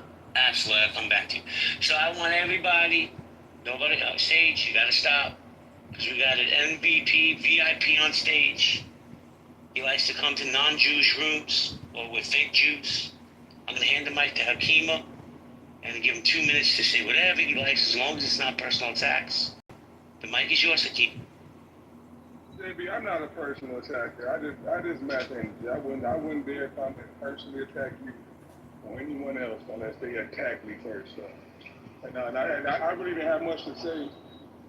Roger invited me up, but I thought I'd join the stage. But to answer the question, why are Americans so fascinated with criminals? Because they bred that throughout history, and I mean not history, but throughout American history. With all the gangster movies, they glamorized criminals. So that's why Americans are fascinated with them. So that's all I want to say. Thank you for that astute observation.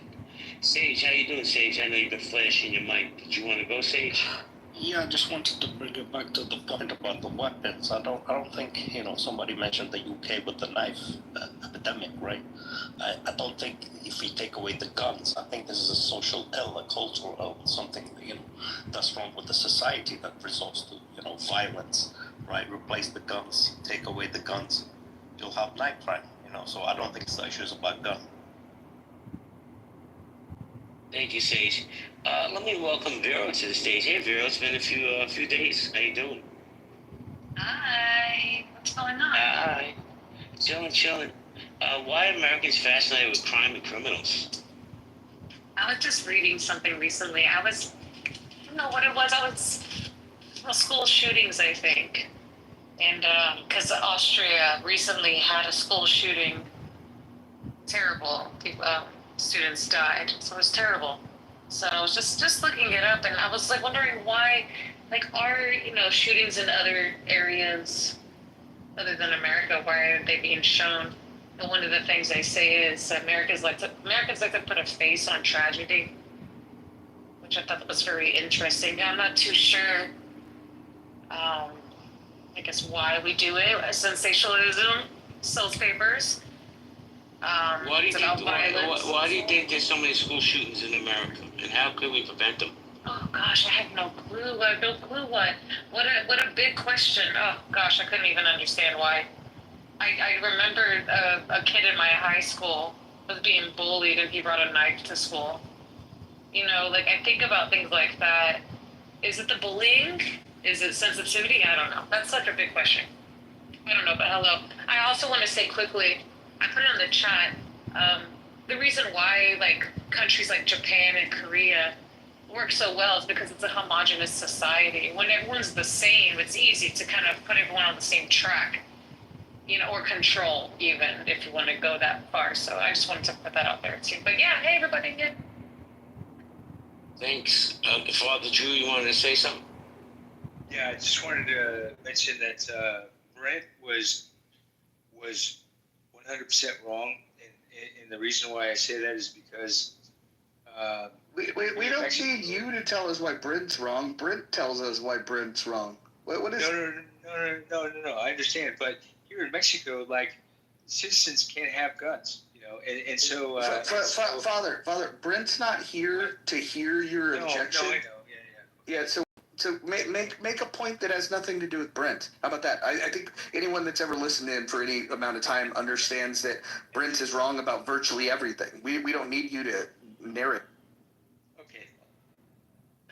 Thank you, Father Drew. Thank you, Mojo. Yeah, dude. I don't know why we're talking about guns. You're just going to make me cranky, and then you're going to hear a lecture, and we're going to expose how little everybody on the stage and the audience knows about guns. So we should probably move on to the topic at hand. It's just everyone wants to go after the guns. I just got to tell you, as somebody that owns several firearms, never once has any of my guns gotten out of a safe, loaded themselves, and pulled a trigger and harmed anyone. And so for those of you that believe that guns are bad, I can tell you my guns are well behaved. I tell them sit, they sit. I tell them to stay, they stay, and my guns are very well behaved. All right, so with that, let me do a quick room recess so we get back on topic. Guys, healthy debates. Why are Americans so fascinated with crime and criminals? Luigi Mangione, P. Diddy, the list goes on and on and on. The Menendez brothers, OJ, right? Americans just fascinated with these people. Jeffrey Dahmer. Jeffrey Dahmer, exactly. If you look at the top podcasts besides Joe Rogan, I think out of the top 10, I think 6 are true crime. People are just fascinated with it. I don't understand why. Well, I lived that life. Just Mojo, I lived that life. And let me tell you something, no bullshit.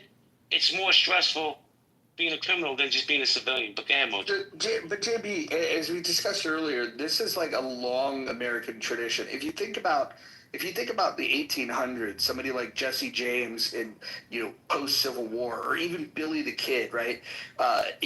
People glorify Billy the Kid because they think he's just this misunderstood youth, that was up against these outlaws, and maybe he wasn't the bad guy, even though they were counting his death toll. Jesse James, they saw him as robbing the elite. They had who was the guy in California that was robbing stagecoaches. It all depends on who you are harming. I think that we get broad consensus that when you harm children, that you're a vile criminal. But if you find a way to commit a crime that takes money, let's say, from a large corporation, or takes money from government entities, all of a sudden people are so much more sympathetic to that. And I think for good reason, because our sensibilities are, our society, we want to protect women and children, but we don't necessarily want to protect those with money, because there's always been this thing about the haves got their gains in an ill-gotten way, and the system is rigged. It's so unfair, and there might be some truth to that. And so I think because of that gut feeling that the system is rigged against you, that it makes you think that, oh, well, shit, that guy, he robbed the Wells Fargo stagecoach, and they think, good for him. Good for him. Somebody got some of that damn bank's money. Yeah, but Roger, let me ask you a question. I think that's what. Let me ask you a question. I'm not disagreeing with you. I'm going to ask you a question. I'm going to go to Christine and Sonia. So you agree with me that America's a fascinated with crime, criminals. We romanticize them, but the thought that came to mind that when you were speaking was, I keep telling him, I'm going to give you a name, and maybe you could explain to me, and I'm being serious, why he was so reviled, so hated. Bernie Madoff, because he played the system, and he took money from millionaires and billionaires, and he was very hated.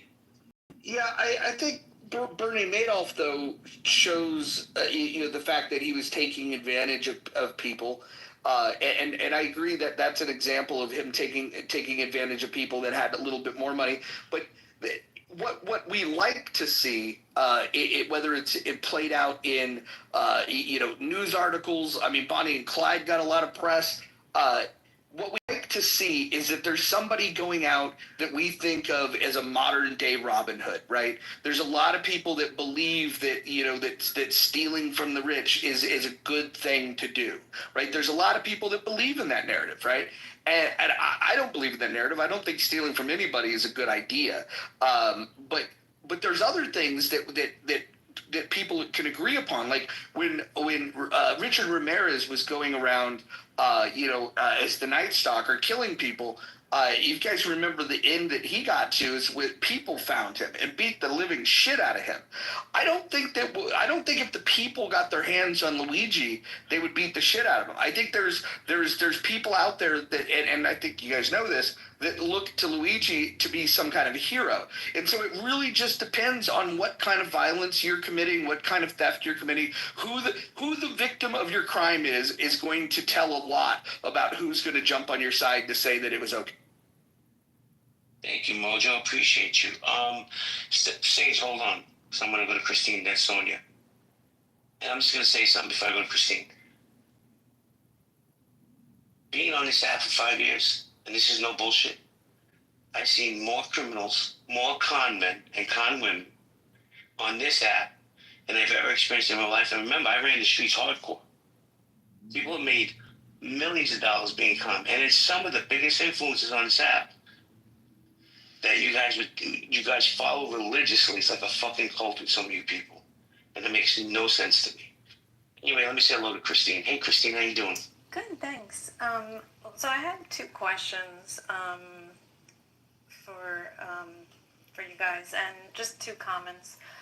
One is, not to go back to guns, but just in general the violence, because we don't really, I know we have violence in this country, but we're not in like war conflict that we deal with extreme violence all the time.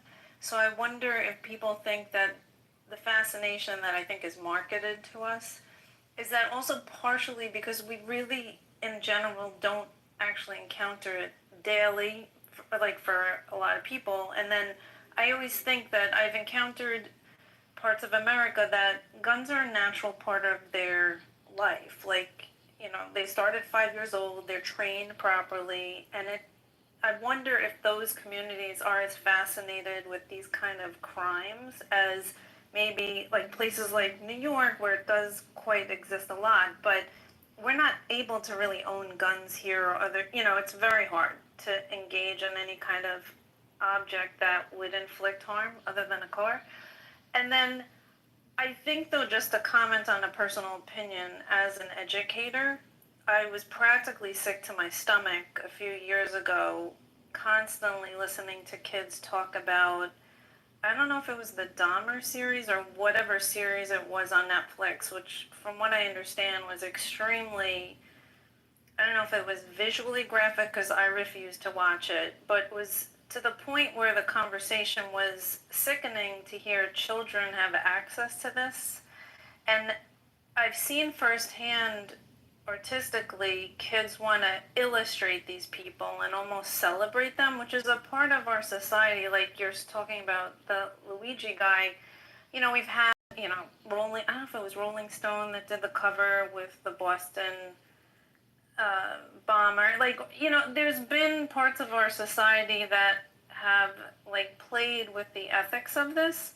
But my point is, at what point is it so beyond, like, over the edge? Because that show, from what I heard, the kids were, like, glorifying it, finding it comical. I don't know if it was a defense mechanism to deal with it, or... And then the other thing is the utter disrespect for victims and their families, and, you know, when some of these shows are kind of being inspired by. So I don't know. So I just had those questions and comments, because at what point is it over the line of glorifying these criminals? Anybody want to take that? Mojo? Nah, anybody? Say, yeah, So I think the glorification thing comes in different forms, right? With the Luigi thing, we now live in an age where it wasn't necessarily the media that did it. As soon as people saw the photos, they were like, "Oh, he's attractive."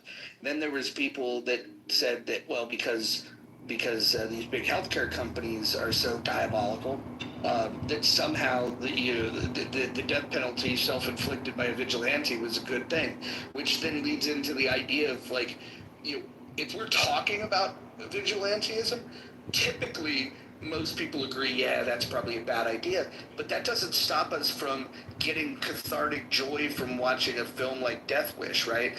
There's something that we're wired with where once we agree that something is bad, then we can cross our own boundaries. We become huge hypocrites about just the idea of justice, right? I mean, like, clearly Charles Bronson's character in Death Wish was operating outside the law and should be punished.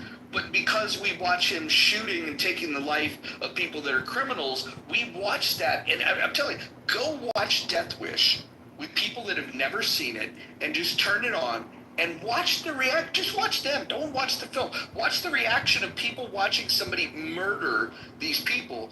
And there's something very interesting about how, people find that cathartic. And there's some people that go even further and say that they approve of vigilante justice. And so I think ultimately all of this ties back to, we all have a shared thought that the system is rigged, that we can't trust the people in power. And anytime somebody's fighting against those systems, we think, man, good for them. Even if we're not courageous enough to say it out loud, there's a small part of us that thinks that they're doing good work. Well, Mojo, let me ask you a question before I go to Sonia and JP. Double, I got you. But I definitely want to go to Sonia, JP, and Blake. And JP never comes to my stage, so I hope he hangs out. But Mojo, the question I have for you is, do you think Americans have normalized or have been desensitized to the violence that's around us? No, I think people, grab on to ideas. They'll say, oh, the video games have desensitized us. They're playing these shooter games, or they're watching violent movies. I put this earlier in chat, and this is true. In Japan, they don't have violence like the way that we do, and in Japan, the movies that they put out are far more violent, like a factor of 10 more violent than the films that we put out. Our most violent films don't touch their shit. In fact, when their most violent films come over here, we don't even give them an R rating because we will give it an NC-17 or we'll give it something that's off the scale.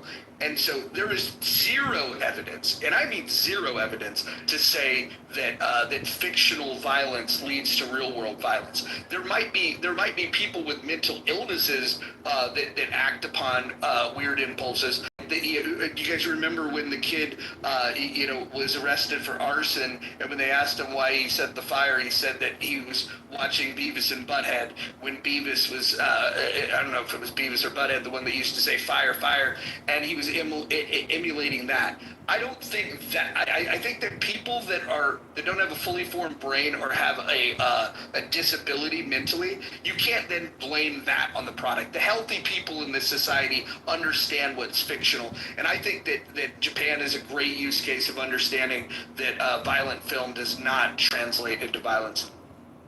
Thank you, Mojo. Sonia, how you doing, Sonia? I'm good, but I fucking hate talking after Roger.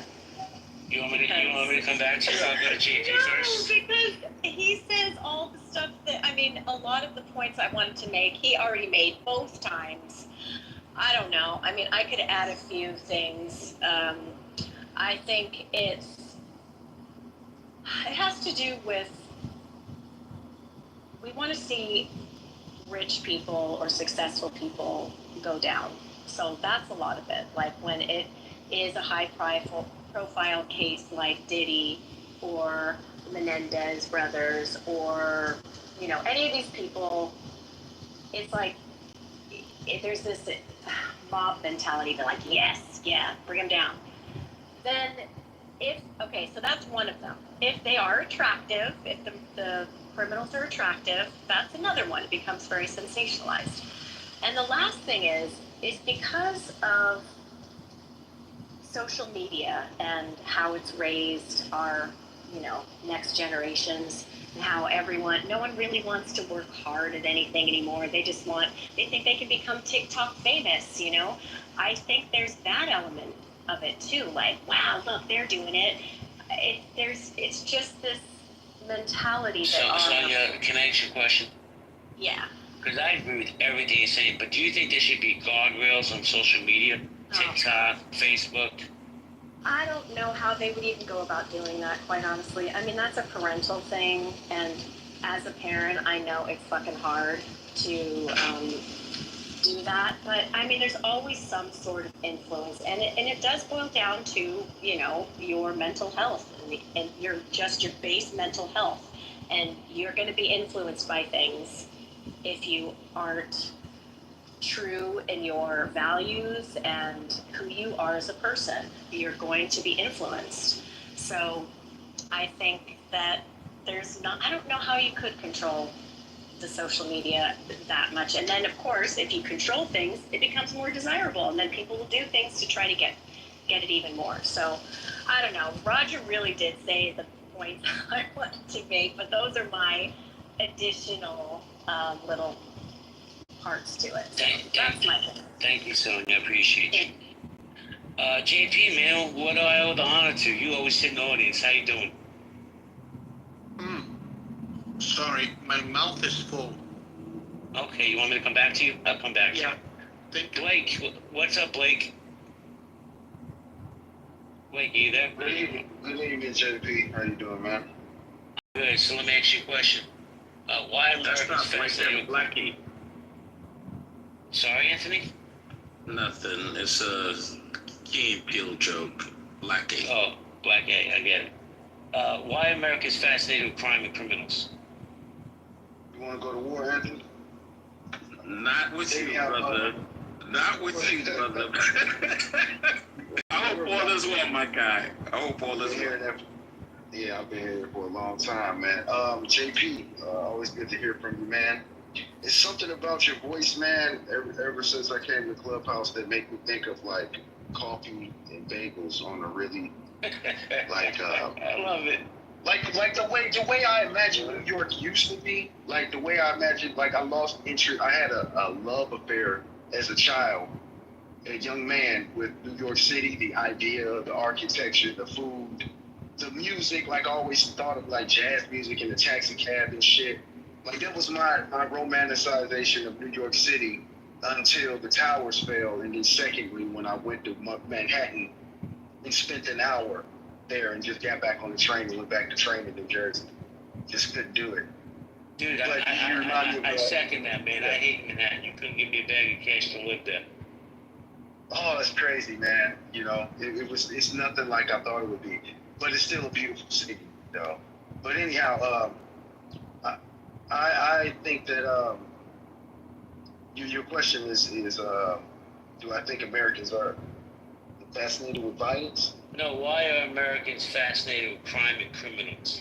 Like the P. Diddy trial, Luigi, you know, shit like that, man. People eat it up. On this app, there must have been 100 rooms at a time just talking about Diddy. 50% for him, 50% against him. You know what it is? You know, one theory I got is that I feel that we all get an opportunity to project our worst-based nature, living vicariously through people who have enough evil in them and also have enough balls in them to do the things that we want to do. Like at the stop sign when that son of a bitch cuts you off and you're just like, man, I could just follow them and just like do some shit. But then you turn on the news and you find that somebody actually fucking did it. Like you turn on the news, you find out somebody actually followed somebody home because of a road rage incident and blew them the fucking way. You know, we all like, it's not saying that we want to do it, but somewhere in us that rage, you can accidentally do that. That's why they have charges like second and third degree murder, because you didn't walk out the door just today to say, hey, I'm going to get 5 stars in GTA, like in real life. That's why games like Grand Theft Auto was so cathartic for a lot of young men like myself in the early 2000s. The day we played GTA 3 when it was 3D and we were all fucking in high school, and the moment we walked around in that fake New York City, stimulated New York City, after the Twin Towers fell, and you see an old lady walk across the street, you realize you bumped into her and you had a bat and you swung it, and then you can just keep swinging and all you get is a star. So a lot of young men follow a lot of that. But let me ask you a question real quick. So I'm trying to get a little clarity, and I'm trying to stir the pot a little bit at the same time. Are you saying that video games has something to do with the rise in crime in America? No. I'm saying that video games have been the answer to the inside nature of a lot of us in America. Caged gerbils.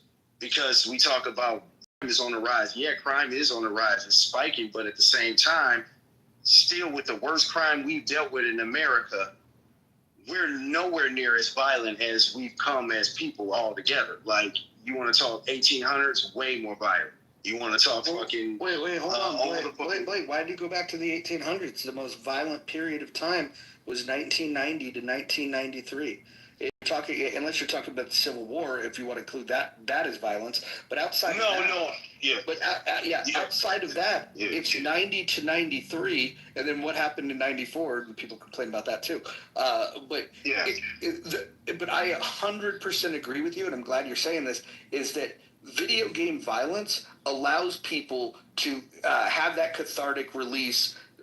And so I agree with you. I think the more that people play violent video games, the less likely. And you know what? Maybe I'll just put maybe I'll fund a study so we could get some evidence around that. Yeah. Hold on, Randy. Hold on, Randy. I want Blake to land his plane, then I have to say hello to Abby. Yeah, I'm sorry about it. It's okay. I'll try to be concise. Yeah, I'm glad you mentioned that, Roger. And I think you're half right, but I think it's sort of like there's a kind of a low pressure. If you're familiar with anything with HVAC, there's a low pressure and high pressure, and you can gauge that through a manifold to see, and it's a balance act. So I think that getting exposed to too much simulated sex, too much simulated violence can also go the other way, where you will be desensitized to it, where we see these acts play out in some of our worst atrocities, like the school shootings and stuff. Not to blame the game on the shootings, but blame or connect the correlation of like ideas, because the human imagination is a motherfucker, and you know that. You know, how do we come up with torture? You think like, who the fuck came up with that shit? You know what I'm saying? Like, somebody had to think how lethal injection would work, or how a hollow point bullet would do ballistic damage. Like, people have to think of this shit, and the human imagination funneled the wrong way. You know, you get weird ass kids thinking it's cool to just do the shit they do sometimes. You know what I'm saying? Thank you, Blake. Appreciate you, bro. I think they're just bored. Honestly, I think it's idle hands. I think we go around closing down all the facilities, putting regulations on them that make it hard for them to make profits. And then when I was a kid, my town wasn't even a big town. We had multiple bowling alleys, multiple movie theaters, multiple arcades. We had roller skate. We had it all. We had it fucking all. And then we had our bicycles we could ride. But now it's like, oh, you got to put on your fucking helmet, and you got to do this, and you got to do that. The kids don't even play outside anymore. I mean, honestly, I think when you start realizing that idle time is the way that people find ways to fill it with breaking the law. Oakland, California used to have a great program called Midnight Basketball. And Midnight Basketball took these kids that were up to no good, at that time were sneaking out of the house, had poor supervision, and they were going to be on the streets regardless. And it said, hey, here's a place where you can go. And a lot of the people that were at the Midnight Basketball, they were people that worked at the schools. They were off-duty police officers. They were people that cared about giving these kids a place to play, a place where they could have these outlets. Were there fights at Midnight Basketball? Sure. But if you take the people that were running the streets at midnight and you put them in a gymnasium and hand them a basketball and you let them pick teams, that is far better, far more constructive. And what we do is we disavow that, because you got some Karen that comes along that says, well, if they're up all night playing basketball, how are they going to wake up in time for school? And they're missing the big picture, is that those kids weren't waking up for school anyways. What you were doing was giving them an ability to get together and do something. Thank you, Mojo. So I want to welcome.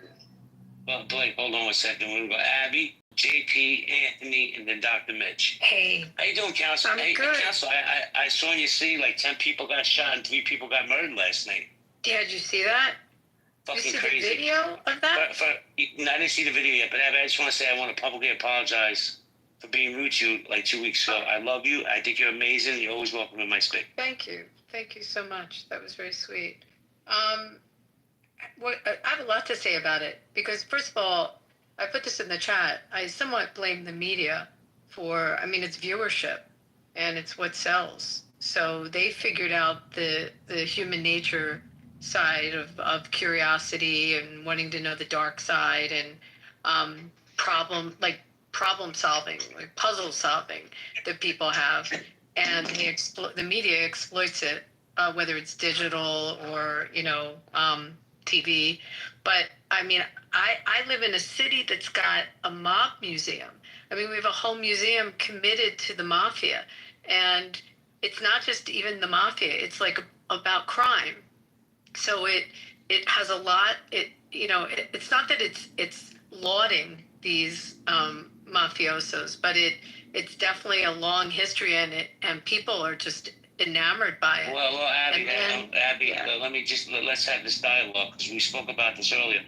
Why has the Italian mob been so romanticized through media, movies, and all that? Just specifically the Italian mob. That's an interesting question, because, in the mob museum, it's not just the Italian mob. So I have to tell you that. The mob museum is also a lot of the Jewish mob and the Irish mob. And there's a little, but not much, and more modern stuff on the Russian mobs that are here.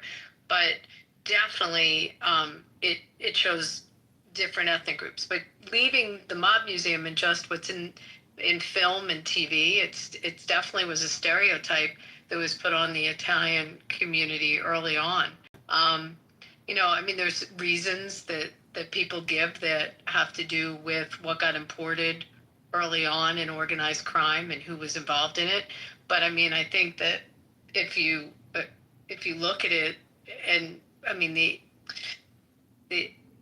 Boardwalk Empire was about an Irish empire, pretty much, and you have so much with Godfather and Goodfellas and films like that and TV series that really push more on the Italian. But I think it was shared. Organized crime, crossed over different ethnicities. But again, just to tell you, generally, I think there's an obsession with it because people are curious.